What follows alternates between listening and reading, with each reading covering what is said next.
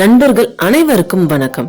Tamil library மூலம் புத்தக உலகத்திற்குள் உங்களை அழைத்து செல்வது யாழிசை. ஒரு வெங்காயம், வெறும் ஒரு வெங்காயம் மட்டுமே. ஆனா சில நேரங்கள்ல வாழ்க்கையை மாத்துறதுக்கு அதுவே போதுமானதா இருக்கலாம். பசி, வறுமை, நம்பிக்கை இழப்பு, காதல், இந்த நான்கையும் ஒரே பாத்திரத்துல சேர்த்து கலக்கினா என்ன ஆகும்? அதுக்கான பதில் தான் ஓ என்று எழுதிய இந்த அழகான கதை. மூன்றாவது பொருள், த தேர்ட் இன்கிரீடியன்ட். நியூயார்க் நகரத்துல இருந்த ஒரு பழைய தங்கும் விடுதியின் பெயர் தான் வல்லம் ரோசா. அங்க பல வகையான மக்கள் வாழ்ந்துட்டு வந்தாங்க. அவங்கள ஒருவர் தான் ஹெட்டி பெப்பர். வயது 33 இருக்கும். ரொம்ப அழகும் இல்ல, பணக்காரியும் கிடையாது. ஆனா அவகிட்ட ஒரு பெரிய செல்வம் இருந்தது. அதுதான் நல்ல மனம். ஒரு மாலை ஹெட்டி தனது வேலையை எழுந்துட்டு வீட்டிற்கு வந்தா. 4 வருடங்களா வேலை செய்த கடையில இருந்து திடீர்னு நீக்கிடுறாங்க. அவ கையில 15 சென்ட் இருந்துச்சு. இரவு உணவுக்காக மாட்டிறைச்சி வாங்கியிருந்தா. ஒரு நல்ல ஸ்டூ செய்து சாப்பிட்டா நாளைக்கு மீண்டும் வேலை தேடலான்னு நினைச்சிருந்தா. ஆனா வீட்டுக்கு வந்த பிறகுதான் ஒரு பிரச்சனை தெரிஞ்சது. ஸ்டூ செய்ய உருளைக்கிழங்கும் இல்ல, வெங்காயமும் இல்ல.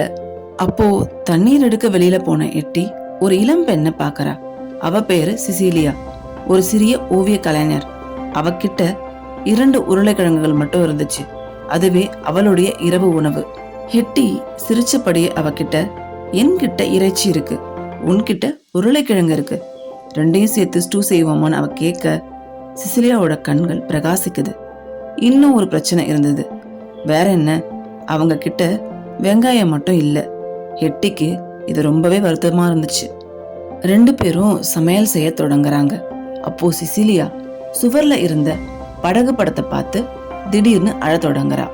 ஹெட்டி அவ பக்கத்துல போயிட்டு, நீ அழறதுக்கு இந்த ஓவியம் பிரச்சனை கிடையாது, ஒரு ஆள் தானே காரணம்னு கேட்கிறா. சிசிலியாவும் மெதுவா தன்னுடைய கதைய சொல்ல ஆரம்பிக்கிறா. 3 நாளைக்கு முன்னாடி ஒரு பணக்காரர் தன்னுடைய ஓவியத்தை நிராகரித்ததால அவளுடைய மனம் உடைஞ்சு வாழ்க்கையில நம்பிக்கை இழந்திருக்கா. படகுல பயணம் செய்யும் போது தற்கொலை செய்த முடிவு செய்து நதியில குதிச்சிருக்கா. ஆனா ஒரு வாலிபன் அவளை தண்ணீர்ல குதிச்சு அவளுடைய உயிரை காப்பாத்திருக்கான். அவளை பாதுகாப்பா கரைக்கும் அனுப்பி வச்சிருக்கான்.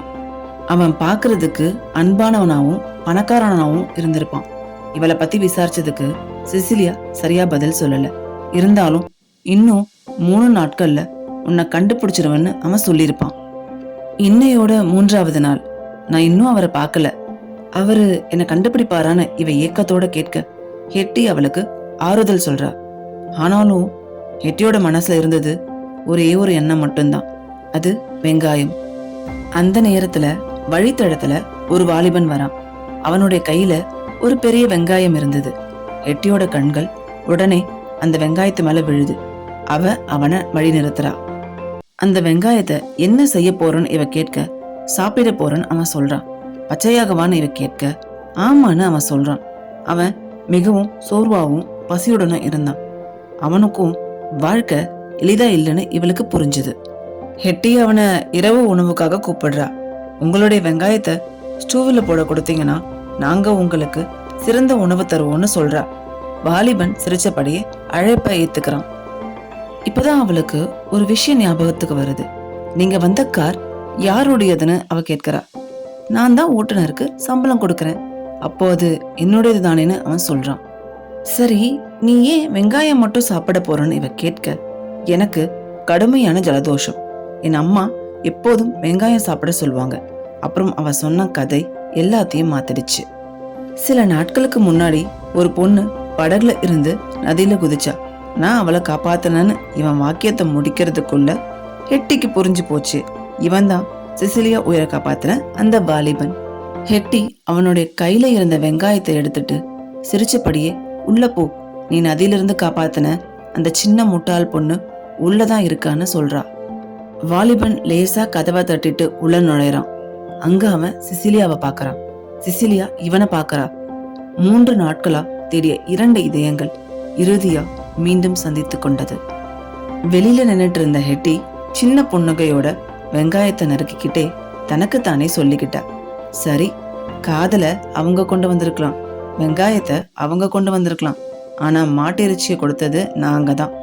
இதோட கதையை முடிக்கிறாரு ONG. சில நேரங்கள்ல வாழ்க்கையை மாத்துறது பெரிய விஷயங்கள் கிடையாது. ஒரு வெங்காயம், ஒரு இரவு உணவு, ஒரு அன்பான இதயம், அவ்வளவுதான் போதும். பசி மனிதர்களை ஒன்றிணைக்கலாம், அன்பு அவர்களை இணைத்து வைத்திருக்கும். வாழ்க்கையின் உண்மையான மூன்றாவது பொருள் கருணையும் பகிர்வும் தான். இந்த வீடியோ உங்களுக்கு பிடிச்சிருக்குன்னு நினைக்கிறேன். பிடிச்சிருந்தா மறக்காம லைக் பண்ணுங்க, ஷேர் பண்ணுங்க. முக்கியமா தமிழ் லைப்ரரி சேனலை சப்ஸ்கிரைப் பண்ணிடுங்க. மீண்டும் அடுத்த ஒரு வீடியோல உங்களை சந்திக்கும் வரை உங்களிடமிருந்து விடைபெறும் நான் யாழிசை.